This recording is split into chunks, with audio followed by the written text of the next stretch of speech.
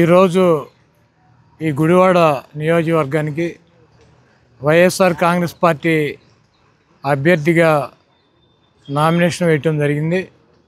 నా నామినేషన్కి పెద్ద సంఖ్యలో వైఎస్ఆర్ కాంగ్రెస్ పార్టీ కుటుంబ సభ్యులు, ప్రజానీకం పాల్గొని విజయవంతం చేశారు. ముఖ్యంగా వాళ్ళందరికీ కూడా నా హృదయపూర్వక ధన్యవాదాలు తెలుపుతూ, ఈ రాష్ట్రంలో వైఎస్ఆర్ కాంగ్రెస్ పార్టీ ప్రభుత్వం 5 సంవత్సరాలు పూర్తి చేసుకుని ఎన్నికలకి సిద్ధంగా జగన్మోహన్ రెడ్డి గారి ఆధ్వర్యంలో మేమందరం కూడా సిద్ధం అని చెప్పి గత 4 నెలల నుంచి ఈ రాష్ట్ర వ్యాప్తంగా అనేక సభలు నిర్వహించి ఈ రాష్ట్రంలో వైఎస్ఆర్ కాంగ్రెస్ పార్టీ చేసినటువంటి కార్యక్రమాలని, ఈ రాష్ట్రంలో వైఎస్ఆర్ కాంగ్రెస్ పార్టీని గెలిపించాల్సినటువంటి అవసరాన్ని మా ముఖ్యమంత్రి, మా పార్టీ అధ్యక్షులు వైఎస్ జగన్మోహన్ రెడ్డి గారు అనేక సభల ద్వారా వివరించారు.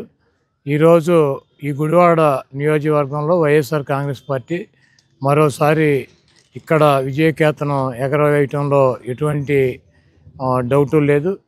ప్రజల నుంచి తిరిగినప్పుడు సంక్షేమ కార్యక్రమాలు అందినటువంటి ప్రజానీకం కానీ, జగన్మోహన్ రెడ్డి గారి పాలన కావాలనుకున్నటువంటి ప్రజానీకం కానీ మాకు సంపూర్ణంగా దీవించి మళ్ళీ జగన్మోహన్ రెడ్డి గారే ముఖ్యమంత్రి అవ్వాలి, మా స్కూల్స్ కానీ మాకు హాస్పిటల్కి వెళ్తే ఎటువంటి ఇబ్బందులు లేకుండా, అదేవిధంగా సంక్షేమ కార్యక్రమాల ద్వారా మా కుటుంబాలకి జగన్మోహన్ రెడ్డి గారు మేలు చేశారు. అటువంటి మేలు చేసినటువంటి వ్యక్తికి మరొకసారి మేము అవకాశం ఇస్తాం, ఓటేస్తామని చెప్పి బహిరంగంగానే చెప్పేటువంటి పరిస్థితి ఉంది. తెలుగుదేశం పార్టీకి సంబంధించినటువంటి కొంతమంది ఆ చంద్రబాబు అభిమానులు కావచ్చు, తెలుగుదేశం పార్టీకి సంబంధించినటువంటి వ్యక్తులు కావచ్చు, కోడిగుడ్డుకి ఏకలు పీకినట్టు చేసినటువంటి కార్యక్రమాలను గాలికి వదిలేసి ఏమన్నా 1-6 మిగిలిపోయిన కార్యక్రమాలు ఉంటే అవి చేయలేదని చెప్పి దాన్ని ఏదో వాళ్ళ పచ్చ మీడియా ద్వారా బయటికి చూపించుకోవాలన్నటువంటి ప్రయత్నం చేస్తున్నారు. ఈరోజు ఈ గుడివాడ పట్టణంలో కానీ, గుడివాడ నియోజకవర్గంలో కానీ ఎటువంటి ఘర్షణలు లేకుండా ఎన్నికలు నడపాలన్నటువంటి ఉద్దేశం మేము కట్టుబడి ఉన్నాము. ఆ ఉద్దేశంతోనే అక్కడక్కడ కొంత తెలుగుదేశం పార్టీ రెచ్చగొట్టేటువంటి కార్యక్రమం చేసినా కూడా మేము ఎక్కడ కూడా రెచ్చిపోయేటువంటి కార్యక్రమం చేయట్లేదు. ప్రజాస్వామ్యంలో ఫైనల్గా ప్రజలు ఇచ్చేటువంటి తీర్పే దైవ నిర్ణయం. ఎన్ని హత్య చేసినా, ఎన్ని అబద్ధాలు చెప్పినా, ఎన్ని మోసాలు చేసినా గతంలో చంద్రబాబు నాయుడు 2014 ఎన్నికల మేనిఫెస్టోకి ఈరోజు 24 ఎన్నికల మేనిఫెస్టోకి ఏమీ తేడా లేదు. అప్పుడు 3 సిలిండర్లు అన్నాడు, ఇప్పుడు 3 సిలిండర్లు అన్నాడు.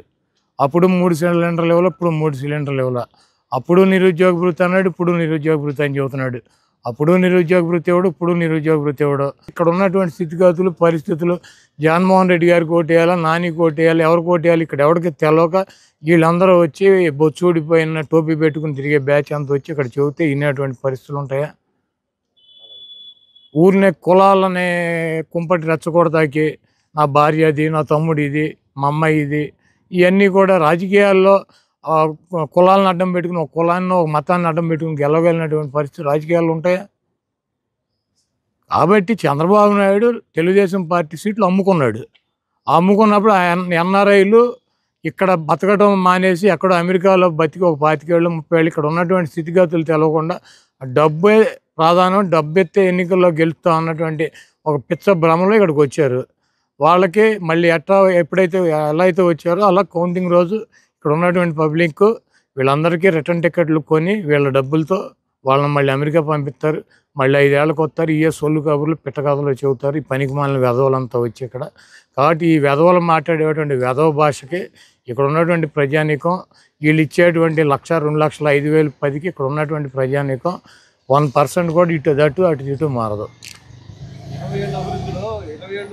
20 ఏళ్ళు ఆడు ఎక్కడున్నాడో తెలియదు, ఆడిది ఏ ఊరో తెలియదు, ఆడి అడ్రస్ ఏంటో తెలియదు, ఆడికి ఇక్కడ కొంప గోడు ఉందో లేదో తెలియదు. ఆడిని అది వచ్చి గుడివాడ ఏం చదువుతున్నాడు మనం నమ్మాలి. ఇప్పుడు ఇక్కడ ఎవడన్నా గుడివాడ ఎవడన్నా ఎవరికన్నా తెలుసాడు? అది ఇంతమంది పాత్రికేయులు మీరు ఎంతమంది ఉన్నారు ఎవడన్నా తెలుసా? ఆ తెలుగుదేశం పార్టీ సీటు కొనుక్కునేదాకా మీతో ఎవరు తన పరిచయం ఉందా? ఎప్పుడన్నా వచ్చి ఇక్కడ ఎవరు తను మాట్లాడా? ఆడిది అసలు ఏ ఊరో ఏందో అసలు ఎవడో కూడా తెలియదు. ఆడు వచ్చాడు, డబ్బులు ఉన్నాయి, చంద్రబాబు అమ్మాడు, కొనుక్కున్నాడు, వచ్చాడు, స్టోరీలు చెబుతాడు. వీళ్ళందరూ ఫ్లైట్ టికెట్లు ఆల్రెడీ జూన్ 4వ తారీఖు సాయంత్రం 5 గంటలకు టికెట్లు బుక్ చేసుకున్నారు. ఒక్కడు కూడా ఉండడు. కౌంటింగ్ జరుగుతూ ఉండగా వీళ్ళందరూ ఎయిర్పోర్ట్లో ఉంటారు. కౌంటింగ్ జరుగుతూ ఉండగా వీళ్ళందరూ ఎయిర్పోర్ట్ లాబీలో కూర్చుని ఉంటారు. ఫ్లైట్ టికెట్లు రెడీగా కొనుక్కొని మళ్ళీ రాత్రి 12 దాటితే వెళ్ళలేమోనని భయం ఉంటుంది వాళ్ళకి. 5ంటికి ఎక్కేస్తారు వీళ్ళందరూ ఫ్లైట్. మనం ఎన్ని చూడాల గుడివాడలో. అంతకుముందు చాలామంది వచ్చారు, పోయారు. ఇవన్నీ సొల్లు కబుర్లు ప్రతి ఎలక్షన్కి రావటం, ఒక్కొక్కడు ఏదో ఒకటి సొల్లు మాటలు చెప్పటం. వీడి గుడివాడలో 47 ఎకరాల ట్యాంక్ ఉంది. వాళ్ళు 106 ఎకరాల ట్యాంక్ ఉంది. వీడికి తెలుసా ట్యాంకు? మొన్న వెళ్ళి నేను ట్యాంకులో నీళ్ళు ఉన్నాయో లేవు చూస్తాకి వీడికి మా కారు తాళం ఇచ్చి చెరువు దగ్గరికి వెళ్ళమంటే వీడు వెళ్ళగలడు. వీడి చెరువు ఎక్కడ ఉందో తెలుసా? వీడి వాటర్ ట్యాంకులు ఎక్కడ ఉన్నాయో తెలుసా? ఏ పైప్ పెట్టి వెళ్తుందో తెలుసా? ఈ పలానా ఊరు అని చెప్పకపోతే పలానా ఊరు వెళ్ళమంటే కారు తాళాలు ఇచ్చి వెళ్ళగలడా? ఎవడో నీ పోటాడు నా పోటాడు ఎక్కించుకెళ్ళి సార్ ఇదే సార్ ఊరు అంటే పక్క కాన్స్టిట్యున్సీకి తీసుకెళ్ళినా కూడా గబుక్కుని దిగి అందరికి దండాలు పెడతారు. ఇటువంటి వేదవులందరూ కలిసి డబ్బులు పెట్టి ఇక్కడ ఏంటి బొచ్చు పీకేది? ఇక్కడ అంత అమాయకులు ఎవడో లేడు. ఇక్కడ వైఎస్ఆర్ కాంగ్రెస్ పార్టీ చాలా బలంగా ఉంది. నేను కూడా చాలా బలంగా ఉన్నా. జగన్మోహన్ రెడ్డి గారు బలంగా ఉన్నాడు. మా విజయాన్ని ఎవడో ఆపలేడు.